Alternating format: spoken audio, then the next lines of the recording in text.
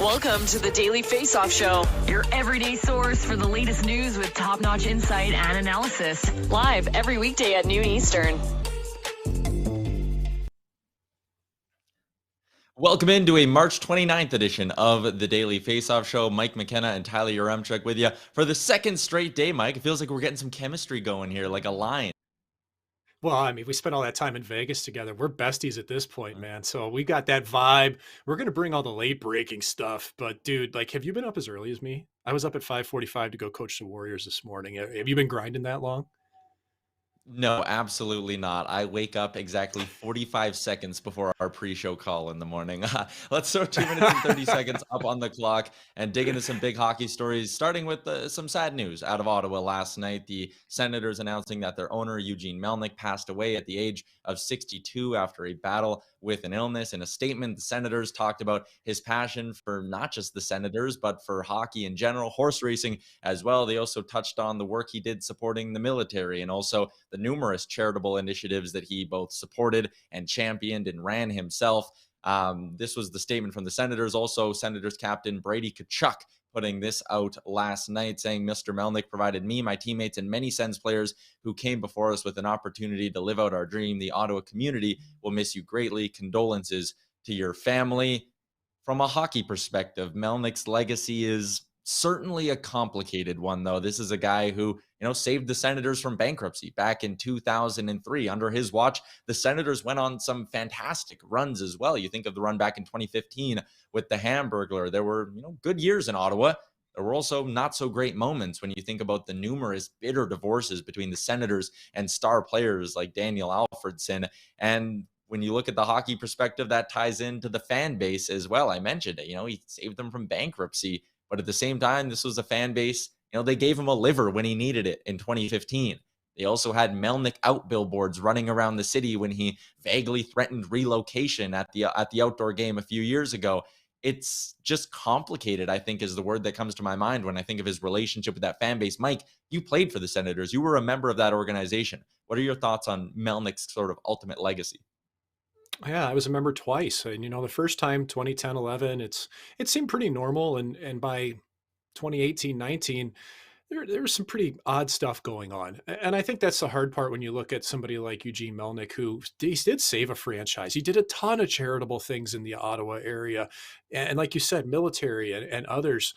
But you think about lasting legacy, and ultimately, unfortunately, it's that he alienated a fan base and some of the key players to that franchise. Danny Heatley, bitter divorce with him. Yeah. Alex, Danny Alfredsson twice.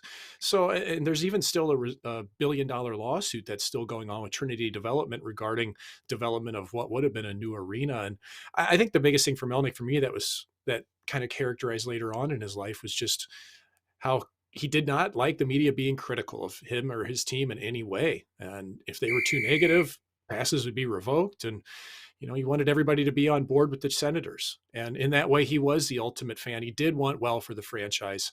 But when you look at lasting legacy, ultimately, it's that, man, things were tough these last couple of years in Ottawa. But you have to thank Eugene Melnyk, though, for at that time stepping up, saving a franchise, and keeping it in Ottawa, where there should be an NHL team by all standards, Tyler.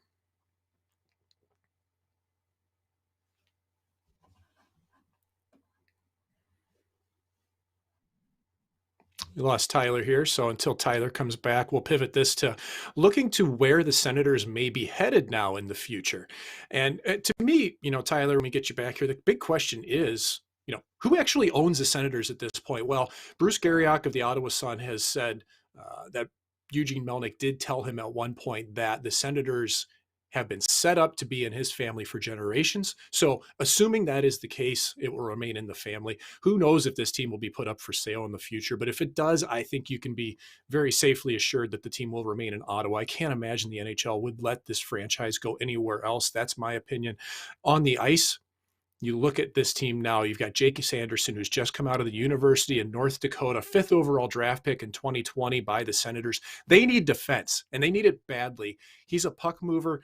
He does have an injury currently. We'll see where that goes with him, but he was over a point a game in college. And you look at the young talent that the Senators have amassed through the rebuild program that GM Pierre Dorion and owner Eugene Melnyk put in place. late or early in 2018 or 2019, I believe that was. And you've got players like Brady Tkachuk, Drake Batherson, Thomas Chabot, Josh Norris, Tim Stützle, so many good young players in the Senators franchise. But if you ask me, if they want to be competitive and get this team where it needs to be, they have got to spend money. They have got to get quality veterans in, quality defensemen. And you think about maybe even a pending UFA like Claude Giroux, who's from the Ottawa area. This is just this is a spaghetti on the wall instance. But imagine if they could land Giroux or someone of his caliber and make free agents around the NHL believe it's a good decision to Ottawa to buy into that franchise again. They have great pieces, but they need some more. So hopefully here, let's welcome Tyler back in here. See if we've got your mic coming back at us. Tyler, do we have you? Yeah, I think you got me back here now. And I was going to say Pierre Dorian today, emotional, was talking about how Melnyk, isn't going to get to see that next step the Senators take into being, built into a winner. And that's something that we were speculating could happen this summer. You mentioned a name like Claude Giroux, right? And I mean, if there's sort of this ownership thing that's now up in the air, you wonder if that potentially has any sort of impact on the Senators' ability to spend money and land top free agents this summer, like maybe the plan could have been. Let's stay in the Eastern Conference, though, and move on to what happened on the ice last night in the NHL. And there was a handful of 6-1, 6-2 games last night. One of them was the Carolina Hurricanes taking down the Washington Capitals. 5 players with 2+ points. Marty Necas had a great game. Max Domi seems to be fitting in pretty well in Carolina. And this got me thinking about sort of the seeding races in the East. We know that's kind of all that's up for grabs right now with the 8 playoff teams kind of set. And I looked out west and I was like, man, Colorado and Calgary, they both kind of have their divisions locked up for the most part. And there isn't a ton to play for there when you look at who the 2 opponents could be in the wild card spots. In the East, I don't think that's the case at all. I think if you're Carolina or Florida, you are absolutely gunning for one of those top 2 spots, or for that top spot, because being first means you get Washington in round 1 in all likelihood. Being second means you could very well be playing one of Boston, Toronto, or Tampa. And when I look at those 3 teams and compare them to Washington, I'm not sure there is much of a comparison. Washington's really struggled for stretches this year. Since January 1st, they're 19th in the league in points percentage. That race for the top spot in the East is going to be fascinating to me right up until the end, because I don't think Florida or Carolina are going to have the option to rest players down the stretch or take their foot off the gas in any sort of capacity. Mike, when you look at these Eastern Conference standings, which seeding race is the most intriguing to you? Well, I definitely agree with you that finishing first is going to be important for those clubs. And I do think Washington's been much better once they got Anthony Mantha back and got past trade deadline. And you've got Vitek Vanacek, who's played well for the Capitals, but they are the lesser of the teams in that conference. And I look at it from the standpoint that Carolina and Florida, they're the pace setters. Okay. Carolina's 5 points ahead of Pittsburgh. Florida leads Tampa Bay by 6 points. I'm going to assume they win their divisions. What I'm really looking for is home ice in the Atlantic. I want to see who finishes second in that division, because you've got Tampa, Boston, and Toronto all fighting it out underneath Florida. And as you can see, Florida's just running away with it. Some of the performances from their players. If I'm on one of those teams, Tampa, Boston, Toronto, it's so tight. You want every advantage you can get, Tyler. I would want home ice in a game 7. That's what I'm looking to this, especially think about if somehow Toronto and Boston end up being the 2 and 3 seeds in the Atlantic. You absolutely want to be set, especially if you're Boston. You want that home game. If it's a game 7, you want to have any control you could possibly have. I'm really keeping an eye on that, because as we know, Tyler, 1 through 8, we know the teams that are in the East. It's all a matter of seeding from this point moving forward. The first round of the playoffs are always fascinating, but there is a scenario in which in the Eastern Conference, if Carolina comes first, they would get Washington. If Toronto and Boston can grab those 2-3 spots, we would get Leafs Bruins round 1. At the same time, we're getting Panthers Lightning round 1. That would just be absolutely unbelievable. It'd be so good. And I mean, just even think if you got Rangers and Pittsburgh going at it over there in the Metro division. Like, dude, the matchups in the East are going to be so exciting, I think. Yeah, it may be a bit of a crawl to the finish line with not much in terms of a playoff race going on there, but that first round in the East is going to be incredible. Moving out west here, last night in Edmonton, Phil Kessel, he actually moved 2 clear of Doug Jarvis for second all time on the Ironman streak. And the reason I wanted to bring this up is because he passed Jarvis on Sunday, and there really wasn't a lot of attention paid to it, which is interesting compared to when you look back earlier in the year, and it seemed like every couple of days it was Yandel watch. What was going on with Keith Yandel? And as you can see, he ultimately has the record at 978, Kessel down at 966. But the Yandel thing was a huge deal. And part of it was the fact that, he was staying in the lineup largely because of that streak. Even going back to his time in Florida, Yandel was, not getting healthy scratch because I think there was fear about the backlash of if that's what ended his Ironman streak. You look at Kessel now, 966 consecutive games. And aside from the one game in Detroit where he quickly jumped on a jet after one shift and one shot on goal so he could be with his wife while she was having their first child, Kessel has been in the lineup and been a key player for basically all 966 of those games. Like, what an incredible accomplishment from a guy in Phil Kessel, who is often the butt of a lot of jokes. But then you look at this streak and you go, man, like, what a career, what a run by Kessel. Great guy, loves the game, right? I mean, he's only a dozen games off of Keith Yandel, and I think that's kind of this perspective that you have to look at it as, which one of these two can make it last longer? And if you have to put your money on it, I'd probably say Phil Kessel, because I'm not sure where Keith Yandel's going to end up after this season in Philadelphia. And, look at Kessel's games, dozen off. He's still put up 40 points in 66 games this year. He's got 11 on the power play. If that team was better in Arizona and could surround him with some higher end players, I have no doubt in my mind he'd be right back at his usual totals. And I think the big question for Phil in the future is, what does his next contract look like? I mean, he's playing for an $8 million cap hit currently. It's probably unmovable at the trade deadline. Where does he go next year? Is it a $3 million deal, 4, 5, 1, 2 years? I can't imagine it'll be long-term, but he is a dad now. You'd think he's going to want to stay in one place. He's accomplished everything he wants in hockey. 2 Stanley Cups. Should have had a Conn Smythe. He got robbed of that. One of the playoff rounds or the playoff series when the Penguins won the Stanley Cup. And he's just a legend, dude. And the best part was the last game he played against Edmonton last night. He hardly took anything in warmups. Skates out and barely moves. Look at the distance here. Okay, this is Karel Vejmelka and Josef Kozhinash, the 2 goaltenders with the hardest names in the world to pronounce. Kessel moved just over 200 to 300 feet more in warmups and was on the ice for 10 minutes. That is conservation of movement. That is saving your energy for the game. He knows when the puck drops, that's when it matters, Tyler.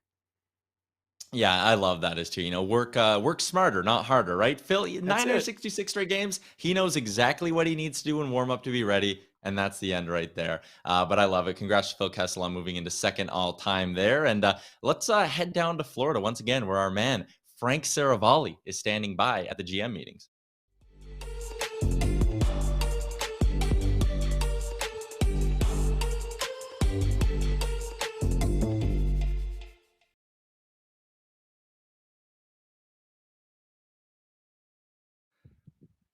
All right, we are excited to be joined by Frank Seravalli down live at the Board of Governors meeting in Florida. And Frank, we're so jealous of you always being by the beach. We figured we would dress appropriately for this one. I love it. What is there a Winter Classic outdoor game that you're dressing up for? Look, it was so hot today. I had to come in and do it inside. No one needs to see me on camera sweating. Fair enough. Let's jump right into it. It is icebreakers delivered by our friends at DoorDash, Frank. And our first question we got here, a lot of talk heading into the week about LTIR and what could be potentially happening there. What's your update and what sort of ended up happening at the meeting? Yeah, so I think there was some frank discussion on Tuesday at the GM meetings, and I think there was a lot of back and forth between the league and the general managers. And the response from Gary Bettman today was, look, this is a system that's been in place for 17 years. This has not popped up often. And more to the point, we don't feel like this is something that's being abused. He said the overwhelming response was that the general managers agreed with that sentiment. In speaking with some of them privately, I'm not necessarily sure that that's exactly the case, because I think there is concern that, this is a copycat league. You've seen a number of teams now be in this spot. And he was actually asked, Gary Bettman specifically, about the Vegas Golden Knights and how they've managed their LTIR situation to this point. And the response was, we don't see any issues at the moment. And that is the case. There have not been any rules broken. There has not been anything attempted to suggest that there may be rules broken. So the takeaway here is that the league discussed it, the general managers voiced their opinion, and it's not as simple a fix because the salary cap is more complicated than that to just say, hey, we're putting in place a system for the playoffs where you need to be under this cap number with the roster that you're icing. That's not exactly how it works. And I think what they did is they cooled the temperature down a bit in terms of some managers that may be frustrated with how it's working.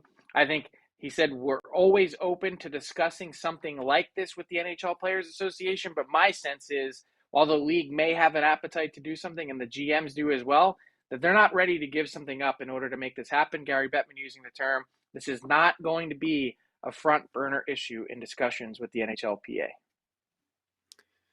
Frank, you just let me know when that first spike ball game is, and I'll be on a plane immediately. I'm ready for it down there in FLA. You touched on the VGK briefly, and curious, after the Dadonov trade was voided last week, is there any change coming in how the league handles no trade lists?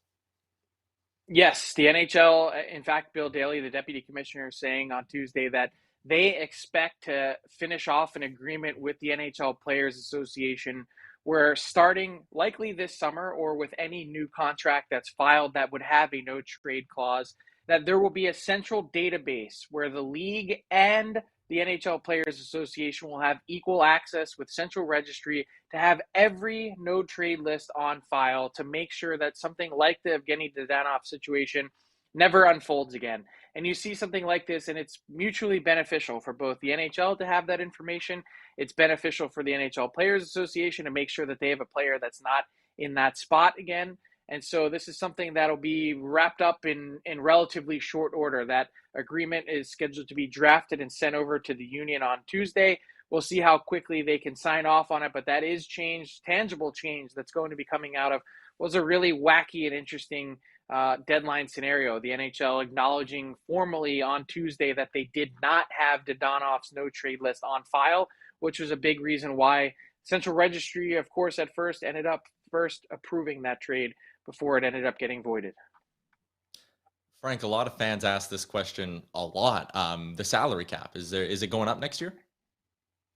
It is a $1 million increase. That's the projection to 82.5. It was very simple formula that the NHL has had in place going back to the pandemic when they negotiated the CBA with the NHL Players Association, provided that the previous $4.8 billion revenue target was hit, that the salary cap would increase by $1 million. There's a series of $1 million increases that are likely to come over the next number of years. As the NHL reiterated again their projection on Tuesday that the $1 billion debt that players owe the owners is scheduled or projected to be repaid by the end of the 2024-25 season. And so if you're doing the math on that, the first year that the salary cap could actually have a meaningful increase would be the 2025-26 season. So we're a long ways off from some real free-flowing spending by NHL teams, more of a relatively flat cap. But at least for next season, the projection is that a $1 million increase will be in place, as we reported back in August. Just quickly, when you say that year where the cap could go up, would you expect like a moderate climb in that year, or is there a chance we get like a big spike? There's a real chance for a big spike because basically the way it works now is the salary cap is de-linked from revenue. It's always been, hey, if your revenue is X, the salary cap is going to be Y. And for these last number of years, it's basically been kept artificially low so that the players can repay the owners that $1 billion debt. And now moving forward, once you would link it back to revenue again, well, then revenue, in 2025-26, theoretically should be a lot higher than it was pre-pandemic.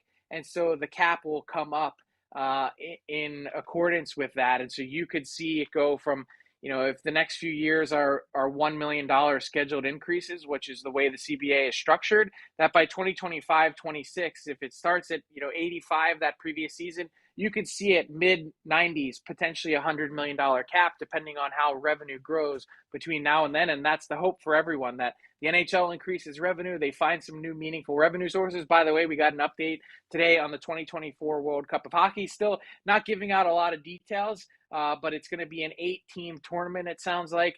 They're not sure which federations will be participating, likely a play-in tournament that exists in August or September of 2023.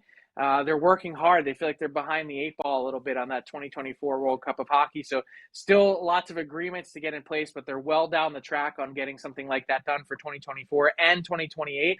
Maybe that's another revenue generator that you could help see that cap increase in a real meaningful way by 2025-26.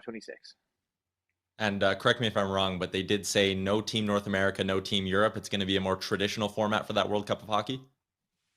Correct. Yeah, we knew that going back a few weeks, that they were trying to do everything they could to not have a Team North America, Team Europe set up. It's going to be a qualifying process where you play your way into the tournament, which I think is kind of what it always should be. You shouldn't have Connor McDavid playing against Canada or Austin Matthews playing against Team USA at any point, even if they are young guys. So an 8-team tournament is what it looks like. Who knows what happens with Russia? So many things up in the air, but they're hard at work on that 2024 World Cup of Hockey.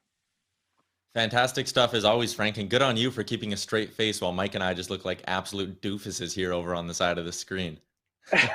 I love it. It's well played, well timed, and the fact that you were able to do that and pull it off was a nice little surprise as we played through that quick 10-second bumper. So enjoy it, guys. Enjoy the outfits, enjoy the sunglasses, and I shall raise a beer for you on the beach later today.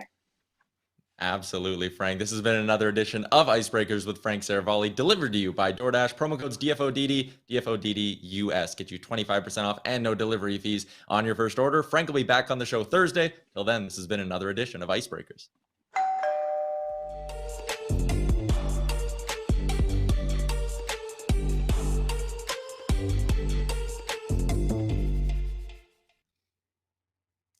We're going to stay dressed up here. I had to take off the shades because they're incredibly smudged, as you can imagine, up in Alberta. They don't get a lot of use in these months, Mike McKenna. But let's get to our daily face-off inbox question. Hashtag AskDFO. There are a handful of just unreal matchups tonight in the NHL. Toronto, Boston, Carolina, Tampa Bay, New York, Pittsburgh, Colorado, Calgary. Mike, which game you watching tonight?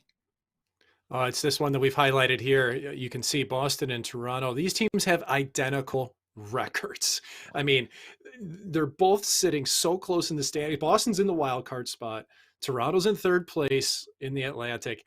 And what I think is really fascinating is that depending what Tampa Bay does tonight against the Hurricanes, either Boston or Toronto could leapfrog into second place, into that home ice slot in the first round in the Atlantic. That's really big, I think. And Boston's the hottest team in the Eastern Conference right now. They've won 4 straight games. Jeremy Swayman's going to go in net. He's only lost once in his last 11 starts.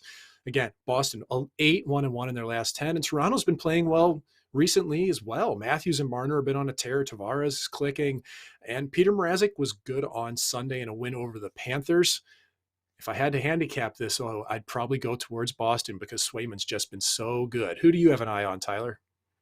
I'm going to be sticking out west here, and I will be watching Toronto-Boston. That's fantastic. It's an early game, but that late game, Colorado-Calgary, I mean, that could very well be the Western Conference final this season. You look at the records, and obviously Colorado, a little bit further ahead there, but go back to the last time these two teams met. It was Calgary coming away with a victory, even though they started their backup, Dan Vladar. You look at Colorado, they're coming off a loss to Minnesota, and I think they kind of got a little bit to prove here. I think if you're the Avs, you're going, hey, we just lost to Minnie. We've lost to Calgary recently. We need to kind of put our stake in the ground and let everyone know that we are the best team in the Western Conference. So I actually think even though maybe there's not a ton to play for in the standings in this one, like there is in Toronto-Boston, I think there's a lot of pride on the line in terms of this matchup between Colorado and Calgary. And of course, you know me, these aren't going to be the only games I'm watching because I'll have some money on the line tonight. So let's dig into our daily bets, courtesy of our friends at PointsBet Canada. They are coming Ontario in April, so keep an eye out for that. Let's jump into things with a little bit of a parlay action. The LA Kings let me down last night, and for that, I will personally never forgive them. But I'm going back to another parlay tonight, and it's the Panthers and Wild in regulation. paying plus 127. I like both of these favorites to roll tonight. The Panthers are going with Sergei Bobrovsky against Montreal. They're 7-2-1 in their last 10. The Habs, they have just 3 wins in their last 10. And out west, the Wild, they're red hot right now. They've won 6 in a row. We just said they beat the Avalanche, so I think they should be able to handle a Flyers team in what is a bit of a layup of a matchup for the Wild. The Wild have lost 3 of the first 4 games on their current road trip, with all of those losses coming in regulation. I also have one other play tonight on the team front, and it's the Dallas Stars to beat the Anaheim Ducks in regulation at minus 110. I don't understand why the Ducks are getting as much love as they are from the sportsbooks here. They've been brutal since the trade deadline. They have just 1 win in their last 10 games as well. The Stars, they're in the thick of a playoff race, and they really can't afford to drop an easy 2 points against Anaheim. So I think the Stars will be hungry. They just had their 3-game winning streak snapped over the weekend, but they've had a couple of days off to sort of recover. I like Dallas to win in regulation at minus 110. And for my 2 player props, I'm starting out on Long Island with Anders Lee, who he only has 13 assists on the season. He wasn't getting any early in the year, but he has like 5 in his last 4 games. He's hit this mark in 3 of his last 4. So I'm all over a very juicy payout of plus 220 on Anders Lee to pick up an apple. And I actually have another player prop going back to that Florida-Montreal game. It's a busy night for me. I'm taking Claude Giroux to pick up an assist in 3 games with the Panthers. Giroux has hit this mark twice, and he actually has a total of 4 assists in that span. Plus money payout. Lots of goals should be happening for the Panthers tonight against the Habs. And I love Giroux to get involved and pick up an apple at plus 105. And Mike, before we get to garbage time, let me also just say, the people who just tune in to like the social media clips we post of this show are going to see me and you dressed like this and be incredibly confused at what's going on. Good. And I forgot to mention this earlier. You know, when you put sunscreen on, you're supposed to clean your hands before you touch your sunglasses. So just, future, if you ever get out of Alberta and manage to get somewhere really sunny where you need some sunscreen in the future, just heed that advice, if you would. I appreciate that advice. You're always looking out for me like a good teammate. What do you got for garbage time? Well, let me tell you something. The fact that NCAA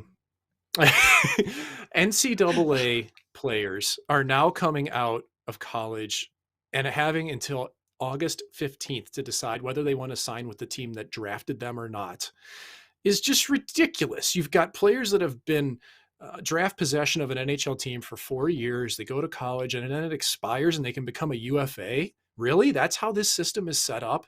And what it's doing is creating a pressure point where now after sophomore year, after junior year, NHL teams are trying to get all these kids to sign early because they don't want to lose their rights. They're afraid that they'll go UFA, go to another team like Jimmy Vesey did.